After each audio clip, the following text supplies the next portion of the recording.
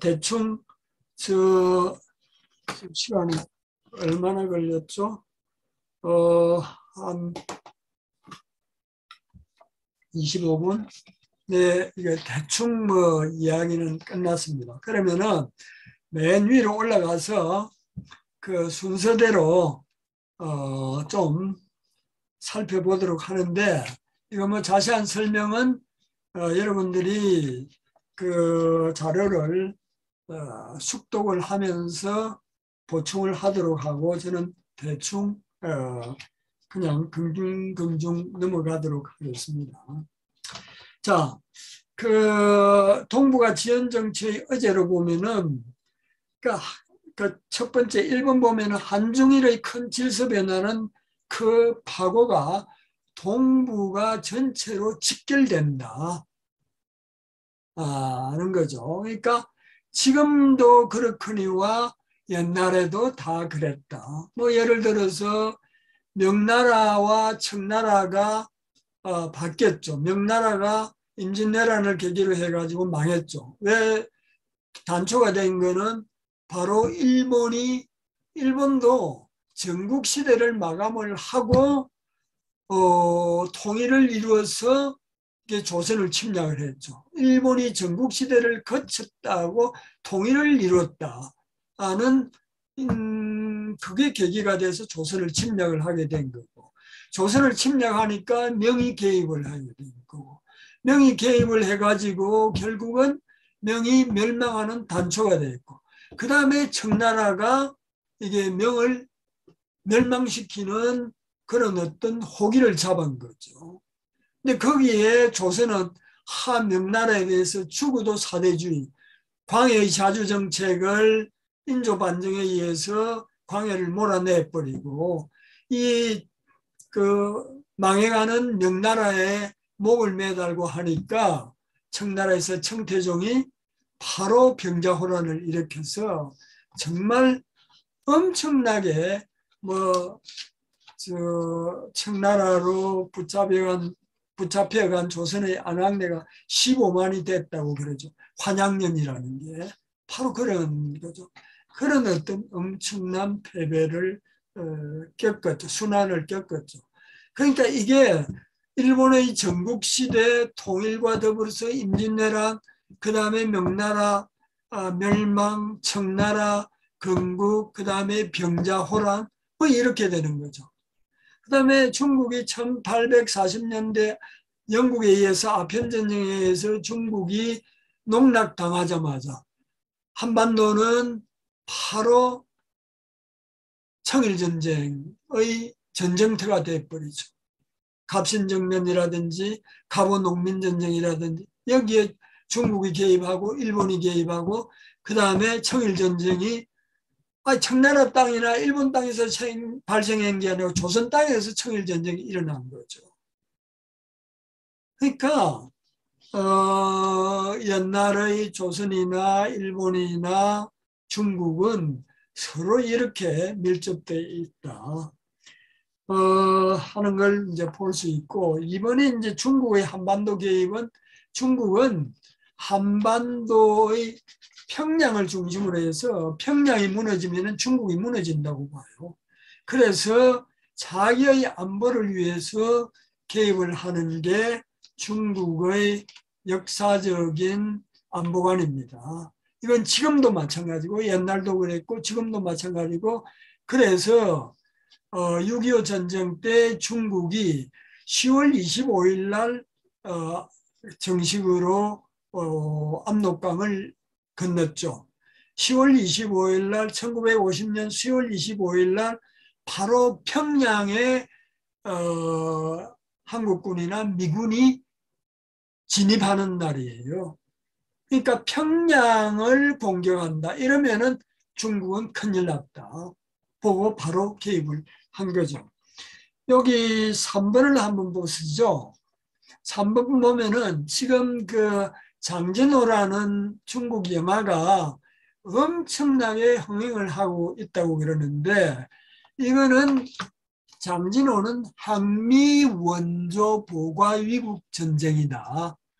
이걸 소재로 한 겁니다. 우리는 조선전쟁이다 이렇게 이야기하지만도 중국은 항미 원조 보가위국, 항미라는 것은 미국에 대항하고 원조 조선을 도와주고 보가 집을 보호하고 위국 나라를 방어한다 이런 겁니다. 그래서 이걸 보시면은 중국의 안보관을 여실히 보고 있는데 조선전쟁하고 항미전쟁하고는 구분해야 된다. 전쟁 폭발이 언제 일어났냐면은 조선전쟁은 6월 25일 날 남북 쌍방간에 폭발이 됐다. 근데 항미 원조는 10월 25일 날 바로 평양이 점령되면서 전쟁이 시작되었다. 그때로 보는 겁니다. 그 다음에 전쟁 폭발 지점도 조선전쟁은 38도선에서 폭발이 됐지만도 이게 항미 원조전쟁은 평양 이북 압록강 부근에서 시작됐다. 이렇게 보고 있죠. 그 다음에 전쟁 성격을 보면 조선전쟁은 이거는 통일전쟁이죠. 통일을 하기 위한 전쟁이잖아요. 제가 통일을 하기 위한 전쟁이다 이렇게 해가지고 또 보안법에 의해서 야단 법석이 일어났는데 아니 도대체가 6.25 전쟁이 통일 전쟁이 아니면 무슨 전쟁입니까? 그냥 남북 간에 사륙하기 위한 목적을 가지고 한 전쟁이에요? 아니잖아요. 이게 근데 통일을 하기 위한 내전이라고 봤어요. 내전이라는 거는 국내 세력 간의 권력을 장악하기 위한 국내 세력 간의 싸움이죠. 우리가 후삼국 통일을 위해서 후백제, 신라, 또 후고구려인가? 궁예 이쪽이 싸운 걸 내전이라 그러잖아요. 이게 조선 전쟁은 내전으로 시작돼 가지고 이틀 후에 미국이 개입함으로써 국제전이 됐다 이렇게 보죠. 근데 항미 이 전쟁은 바로 6.25가 터짐과 동시에 이틀 후에 조선전쟁에 개입하면서 미국이 대만을 봉쇄를 해버렸어요. 그래서 중국은 대만은 자기 영토니까 대만 봉쇄를 침략으로 본 거예요. 그래서 조선전쟁의 목적은 통일을 목적으로 했는데 그게 실패했으니까 이게 통일부 무성부로 목적 실현이 무산된 전쟁인데 항미 원조 전쟁은 지입을 지키기 위한 나라를 보호하기 위한 전쟁이니까 이게 그건 성공했다는 거죠. 미군을 이게 38선 휴전선 근처로 몰아냈으니까 거기에 안전지대를 확보했던 완충지역을 확보했으니까 성공했고 그 다음에 세계 제1의 미국 군대를 중국이 아주 그 당시에는 형편없는 중국 경제나 그 위상이었는데 이게 세계 최강하고 갓 생성한 중국이 전쟁을 통해서 자기들이 승리했다. 그러니까 세계에서 이게 중국의 존재를 유감없이 보여주고 중국 위상을 엄청나게 높였다. 그러니까 우리가 그렇게 힘들고 힘없는 상태에서도 중국한테 이겼는데 지금 중미 전략 경쟁에 미국이 저런다고 해서 우리가 눈이나 깜짝하겠느냐. 옛날 장진호 이거 한번 봐라. 우리가 이렇게 선배들이 싸웠으니까 우리도 마음 단단히 먹고 지금 미국의 전략 경쟁 도발에 대응해야 된다. 그런 의미에서 지금 이 항미 원조 전쟁이 새로 부각되고 장진호 같은 것들이 굉장히 각광을 받고 있다. 여기를 통해서 우리는 옛날의 역사를 통해서 오늘날의 중국이나 조선이나 미국을 이제 살펴볼 수 있는 거죠. 그 다음에 4번에 가면은 이게 조선은 통일이 안 되면은 끊임없이 외세가 분단을 시도해요. 그래서 그 13번의 결론이 통일 없이는 조선반도 평화는 없다. 일부에서 말이지 아예 남북이 통일 안 하고 평화스럽게 살면 되지 않느냐 하는데 이거는 현실 불가능입니다. 끊임없이 외세는 한반도가 통일이 안 되면 끊임없이 조선반도에서 남북을 이간을 시키고 적대를 일으키면서 전쟁 위기를 조성하면서 자기들의 권력을 장악을 하는 거죠. 자, 이게 이제까지 동북아 지연 정치 어제였고, 동북아 지연 정치 오늘은 나번으로 보시죠. 나번에 보면은 아까 이야기했죠. 트럼프가 2017년에 북에 대해서 전쟁을 하려고 할 때, 그 대미 최후 통첩을 한 거죠. 그러니까 북 정부를 전복을 시도하거나 그 다음에 통일을 시도하는 거, 이거는 용납 못한다. 만약에 미국이 북의 핵시설에 대한 핀포인트 공격, 그 부분만 공격을 하면 거기에 대해서는 중국이 무력 개입까지는 안 하겠다. 강력히 항의하고 반대는 하겠지만은도 중국이 직접적으로 무력 대응은 하지 않겠다. 그렇지만은도 미국이 북의 정권을 무너뜨리려고 그러거나 그 다음에 그 휴전선을 넘어서 무력 침략을 했을 경우에는 중국은 개입하겠다 하는 것을 분명히 최후 통첩을 보냈어요. 역사적 과정이지만 그럴 이유 없지만도 만약 그랬더라면 중국이 개입하고 또 한반도는 제2의 한미원조 전쟁으로 비화되고 뭐 그 결과는 지구촌이 완전히 끝장이 날지 어떻게 될지 누구도 예측할 수가 없는 거죠. 자, 오늘날 또 동북아 지연정치 아까 제가 말씀드렸죠. 사드죠.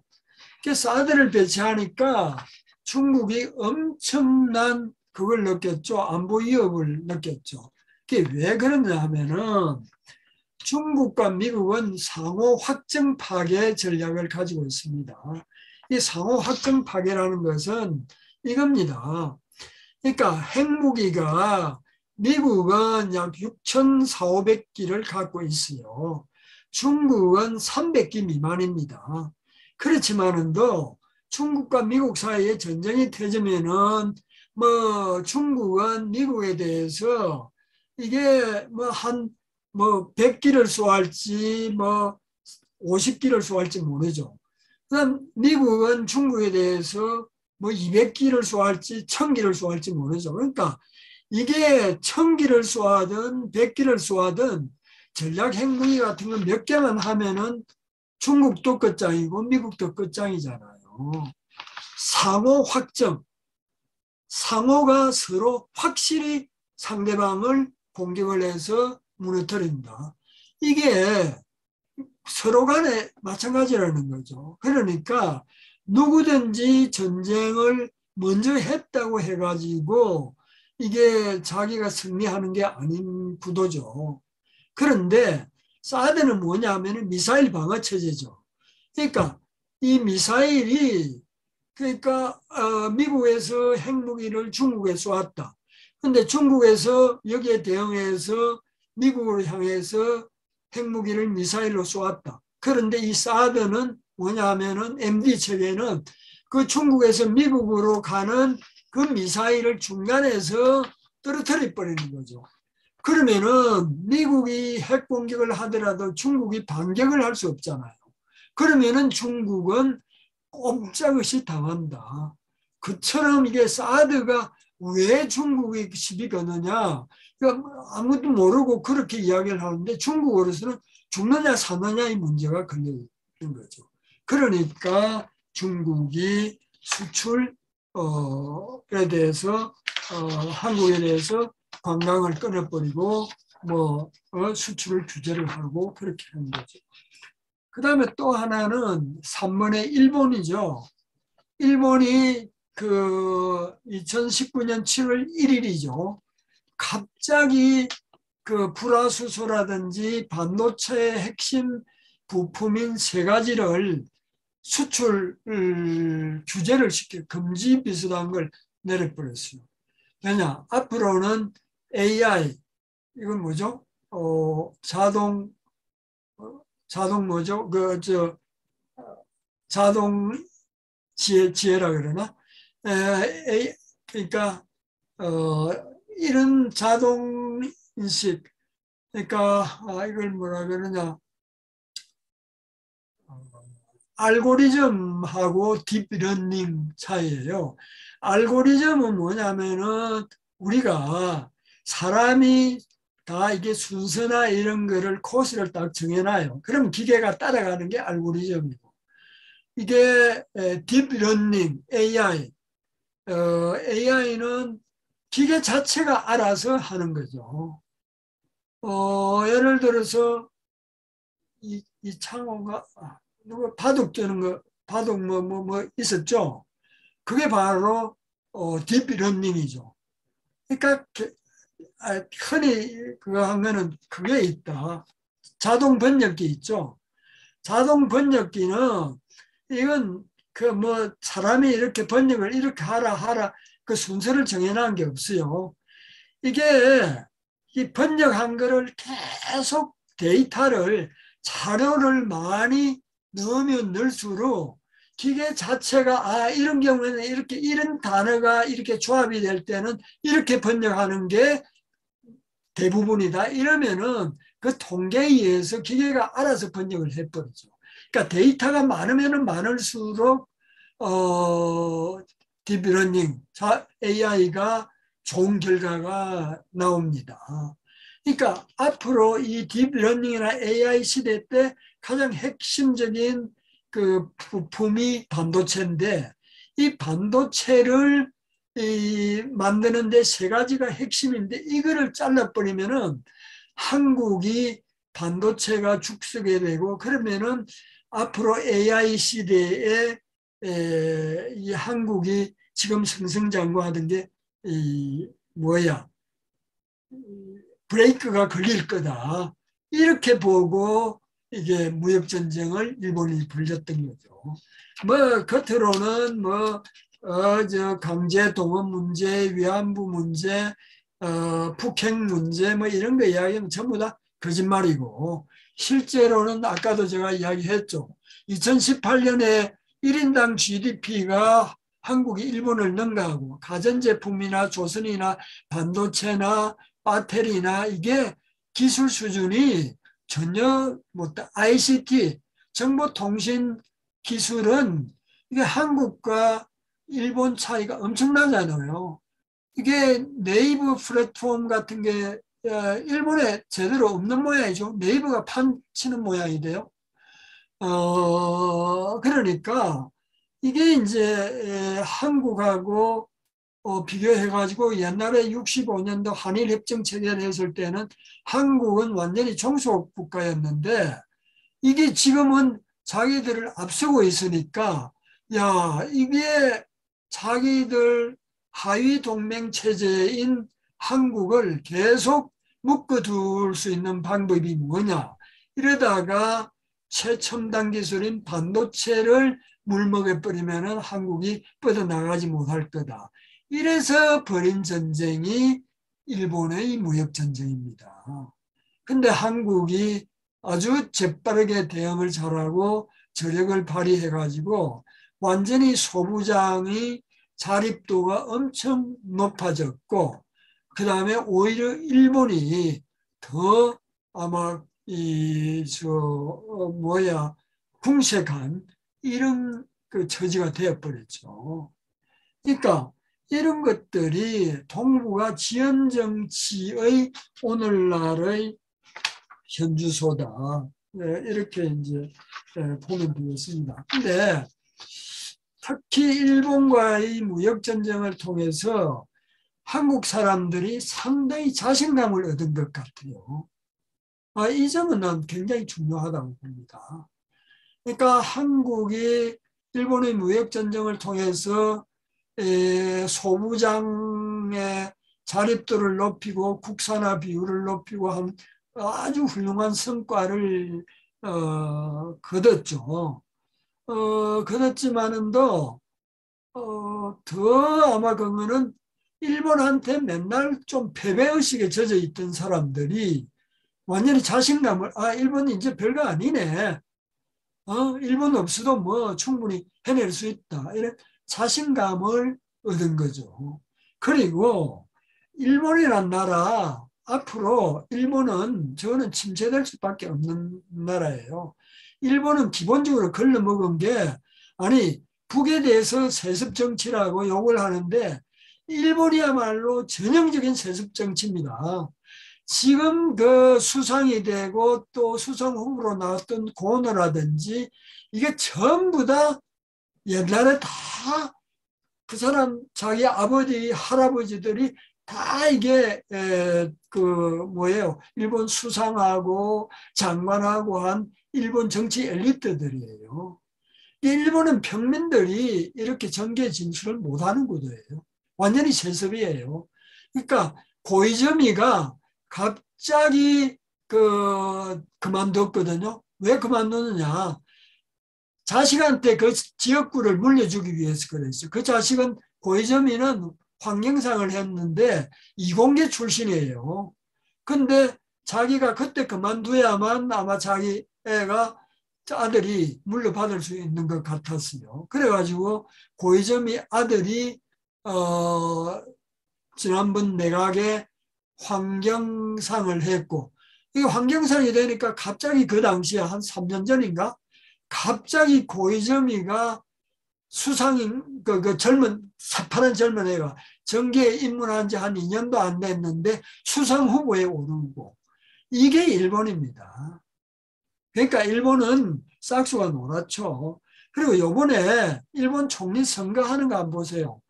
고노가 52% 지지를 얻었어요, 국민들의. 그런데 기시다는 15% 지지를 얻었어요. 근데 나중에 2차 투표에 가서 어떻게 됐어요?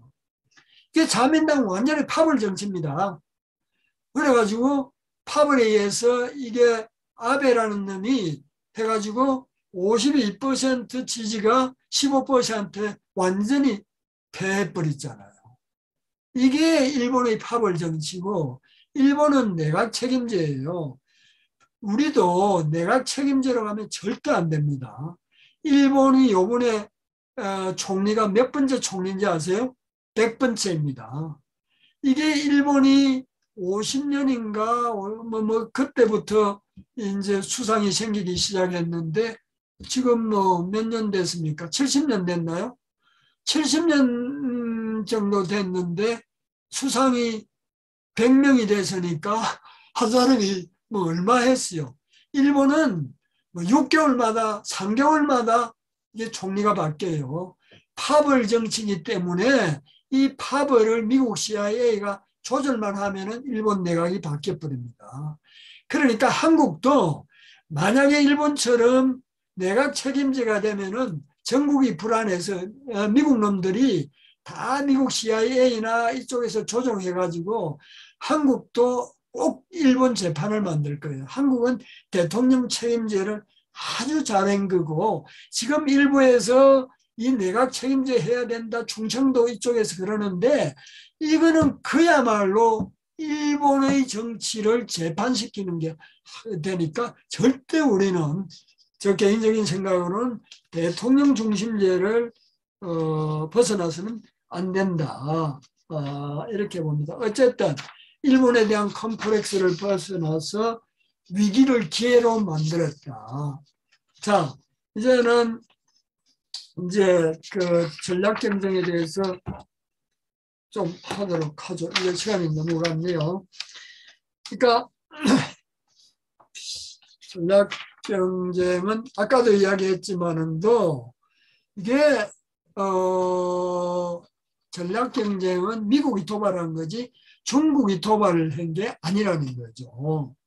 그러니까 미국이 이제 도발을 했는데 그 뭐 자세한 내용은 그냥 보도록 하고, 이것도 참 그 미국의 대중국 전략 경쟁이 공식적으로 출발한 거는 2011년 12월 달입니다.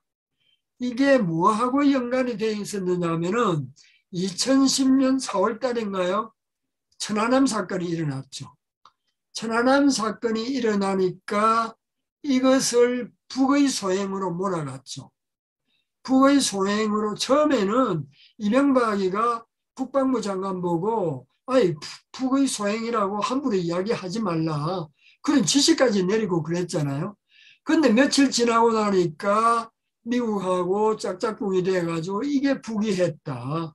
이런 식으로 몰아붙이면서 이게 바로 일본의 하토야마 정권을 무너뜨리게 했어요. 일본의 하토야마 정권은 그 민주당 정권이죠. 정말 일본이 몇십 년 만에 처음으로 정권 교체가 이루어지고 하토야마는 자기 아버지가 하토야마인데 이게 자주파예요. 동아시아 중시파예요. 그러니까 하토야마가 총리가 되고 난 다음에 이게 그게 그 간사가 300명의 경제사절단을 끌고 중국으로 갔어요. 그러니까 앞으로 미국 일변도 외교 안 한다. 중국과 동아시아 중심으로 하겠다.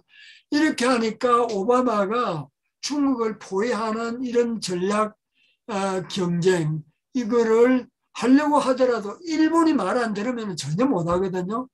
오키나와 기지를 하토야마는 옮기라 이렇게 했죠. 중국을 포위 봉쇄하는 최첨단 기지가 오키나와 기지인데 그걸 일본 수상이 옮기라 하니까 미국이 아태 재균형 전략, 중국 봉쇄 전략을 할 수가 없었죠. 그런데 천안함 사건이 일어나가지고 이게 북의 소행이다. 이 동아시아가 안보 위협에 처해 있는데 일본 하토야마는 이게 아시아 중시하고 북하고도 수교하려고 그러고 이렇게 물으니까 안 된다. 이래가지고 정권이 바뀌어버렸죠. 민주당 정권이 무너지니까 그때서야 일본과 미국이 완전히 군사 일체화 되겠다 하고 아태 재균형 전략을 공식적으로 발표를 한 겁니다. 그러니까 이게 천안함 사건이라는 게 우리만으로 끝날 문제가 아니죠. 남과 북으로서 끝날 문제가 아니고 일본 정권이 무너지고 이게 미국의 중국 포위 전략으로 연결이 된다.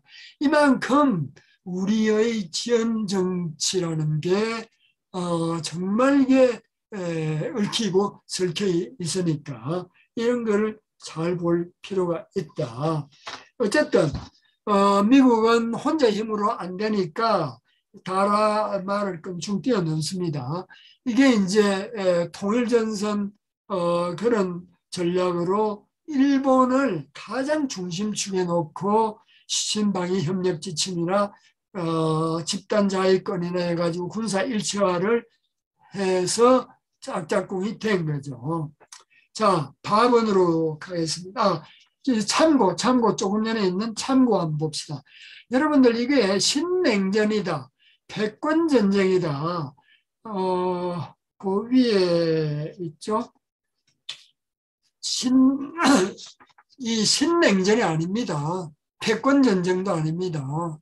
이게 왜 신냉전이 아니냐면은 냉전이라는 거는 미국과 소련 사이에 사회주의 이데올로기와 자본주의 이데올로기가 완전히 서로 적대가 돼가지고 완전히 세계를 두 쪽으로 나눴어요. 자본주의 편, 사회주의 편으로 갈라가지고 일체의 협력이나 이런 게 교류나 협력이 없고 단절 상태에 놓인 게 냉전입니다. 근데 중국과 미국 사이에는 이런 냉전이 아니라는 거죠. 중국은 중국 특색 사회주의를 하지만은도 이거는 중국 고유의 사회주의지 다른 나라에 절대 강요하지 않고 모든 나라는 자기 역사의 조건에 맞는 발전 전략을 수립해야 됩니다. 그래서 또 중국은 일부에서는 국가 독점 자본주의라고 그러잖아요. 자본주의라고 보고 있는 거죠. 그러니까 사회주의와 자본주의의 대립관계가 중국과 미국 사이에 성립될 수도 없죠. 그 다음에 중국은 패권을 추구하지 않기 때문에 패권 경쟁도 아니죠. 단 전략 경쟁이다. 그러니까 이 누가 주도하느냐, 이 전략에 있어서 중국이 주도하느냐, 미국이 주도하느냐, 이 전략 경쟁이 이 올바른 증명이고, 패권은 아예 중국이 추구하지 않으니까 성립될 수 없고, 그 다음에 냉전은 이념적 적대도 아니고 지금 지구화로 인해 가지고 세계가 전부 다 한 묶음이 되고 중국의 경제력이 세계 곳곳을 다 누비고 있는데 중국을 분리시킨다. 이건 절대 불가능한 겁니다. 그래서 신냉전도 맞는 말이 아니고 패권 전쟁도 맞는 말이 아니고 전략 전쟁이다. 이렇게 이제 봐야 된다는 것이죠. 자, 미국의 쇠락 요인은 4번입니다. 아까 이야기했죠. 신자유주의와 전쟁 국가화. 그 다음에 중미 전략 경쟁. 여기에다가 코로나 창궐.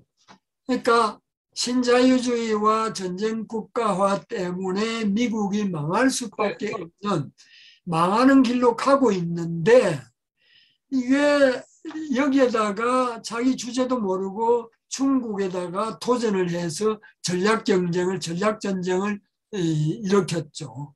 그러니까 중국의 반격도 시작되고 이러니까 이 세 가지가 겹쳐 있는데 여기에 터진 게 코로나라는 거죠. 코로나 아까 이야기했지만 도대체가 70만 명이 죽고 4,300만 명이 확진이 걸리는데 중국은 10만 명 확진이고 5천 명 사망자도 아니다. 그러니까 이게 프랑스나 스페인이나 전부 다 봉쇄를 하고 중국도 봉쇄를 했죠. 허베이성이라든지 일어난 데가 우한이죠. 우한을 봉쇄를 했는데 중국은 봉쇄해가지고 100% 효과를 거뒀는데 왜 서양은 왜 그렇게 봉쇄를 해도 이게 효과를 제대로 못 거둬요. 근데 한국은 봉쇄까지는 안 했지만도 거리두기를 했는데 상당히 선전을 했잖아요. 중국처럼 그렇게는 못했지만도 한국이 굉장히 잘한 거죠. 왜 이렇게 차이가 날까요? 여러 가지가 있지만도 중국은 공동체주의입니다. 서양은 마스크 쓰지 않을 자유가 있다. 백신 안 맞을 자유가 있다. 개인 자유 지상주의예요. 전체가 어떻게 되든 공동체가 어떻게 되든 내 자유만, 내 개인의 자유만 있으면 된다. 이 개인 자유 지상주의가 있어가지고 프랑스 같은 데도 독일 같은 데도 20만이 막 데모하고 백신 안 맞겠다 데모하고 미국도 그리고 총까지 들고 나오는데 한국에 보면은 얼마나 마스크 잘 써요. 중국 마스크 얼마나 잘 써요. 백신 정말 잘 맞죠. 중국도 마찬가지죠. 이게 뭐냐? 공동체 정신이죠. 그 다음에 또 하나, 한국은 이게 막 계속 하는데도 자영업들 계속 술집이 막 불법으로 영업을 하고 막 그러는데 서양은 아예 말도 듣지도 않고 한국은 그렇게 하니까 효과는 어느 정도는 거두지만 중국처럼 효과를 못 거두죠. 중국은 왜 이게 봉쇄를 하는데 그렇게 잘 먹혀 들어가느냐? 바로 사회주의이기 때문에 그렇습니다. 그러니까 봉쇄를 하게 되면은 우리 자영업은 먹고 살아야 되니까 겨우 1,000만 원 정도 지원해 주는데 이 1,000만 원 지원해가 어떻게 먹고 삽니까? 자영업자들 다 이게 죽게 돼 있죠. 그러니까 중국의 자영업자들은 국가에서 전부 다 보상을 다 해주죠. 먹고 입고 하는 문제를 봉쇄된 지역을 국가에서 제공을 해주니까 불법으로 영업하고 모이고 어떻게 하고 하는 이런 거를 할 필요가 없으니까 또 공동체주의 정신이 높으니까 중국은 완벽하게 통제가 되고 한국은 반톤 이상이 통제가 되고 서양은 거의 통제가 안 되고 이것 때문에 차이가 나는 겁니다. 중국의 코로나의 기본 정신은 생명제일주의입니다. 생명만큼 인권 이야기하지만도 생명만큼 중요한 인권이 어디 있느냐? 이걸 중심으로 해서 했기 때문에 이게 중국과 미국 사이에 이렇게 큰 차이가 코로나에 차이가 났고 또 경제적으로도 봉쇄를 해가지고 완벽하게 거의 뭐 완벽 수준으로 그걸 했으니까 경제가 금방 회복이 됐죠. 회복이 되고 이게 세계 경제가 제조업이 다 잘 안 되잖아요. 코로나 때문에 안 됐는데 중국만 유일하게 이걸 해놓으니까 지금 미국의 물가 상승이 왜 저렇게 물가 상승이 되는지 아세요? 통화 팽창이 많이 이루어지면 반드시 물가가 상승한다. 그게 아닌 게 옛날에는 중국의 싼 물건이 미국으로 수입돼 와가지고 미국의 물가를 진정을 시켰어. 근데 중국은 지금 미국에 수출하는 거 싸게 할 필요가 없어요. 왜냐? 미국이 물건을 못 구하니까 세계에서 물건을 구할 데가 없어요. 본래 미국은 인도를 중국 대신 하려고 했는데 인도 엉망진창인데 뭐 그게 되겠어요? 그러니까 중국에 울며 겨자 먹기로 비싸게 주고도 사야 돼요. 그러니까 물가가 뛰어오르면서 지금 인플레이션 걱정을 하고 금리를 올리는 이유가 바로 거기 있는 거죠. 그 덕에 중국은 공장 가동이라든지 중국 경제가 세계 경제에 차지하는 비중이 그만큼 코로나를 계기로 해서 더 높아지고 경제적으로 미국에 대해서 더 큰 소리 칠 수 있는 그런 게 됐다. 그러니까 바로 코로나가 미국과 중국 사이의 전략 경쟁에서 중국이 유리하게 돌아가는 그런 어떤 촉진 요인이 되고 미국이 망할 수밖에 없는 그런 촉진을 시킨 거다. 그래서 어떻게 꼭 코로나가 이거 참 어떻게 이야기해야 될지 모르겠어요. 흑사병 있죠, 흑사병. 흑사병이 유럽 인구의 3분의 1을 죽였잖아요. 그러니까 그 중세의 마녀 사냥이라든지 암흑세계였잖아요. 교황이 지배하고 교황이 신이 지배하는 그런 암흑세계가 무너지고 근대 르네상스가 꼽힌 게 바로 흑사병이거든요. 흑사병 자체가 그런 요인이 아니고 흑사병이 그런 걸 촉진을 시킨 거죠. 와 마찬가지로 코로나도 이 서방 자본주의의 문제점을 폭로를 시키고 이게 서방이 무너지고 미국이 무너지는 것을 촉진을 시키는 그런 요인이 된다. 이래서 코로나발 사중주로 미국이 몰락하고 이 서구 자본주의가 엄청난 타격을 입게 되는 거다. 장기적으로 보면은 이게 역사의 발전이라고도 볼 수가 있죠. 아까 뭐 중국의 경우에는 제가 말씀을 드렸습니다만은 군사적 대응보다는 경제 중심 대응을 했죠.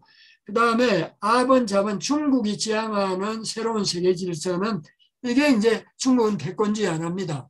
그 다음에 다자주의 세계 질서를 하고 유엔을 중심으로 해서 세계 질서를 이끌어 나가고 중국은 삼공주의로 한다.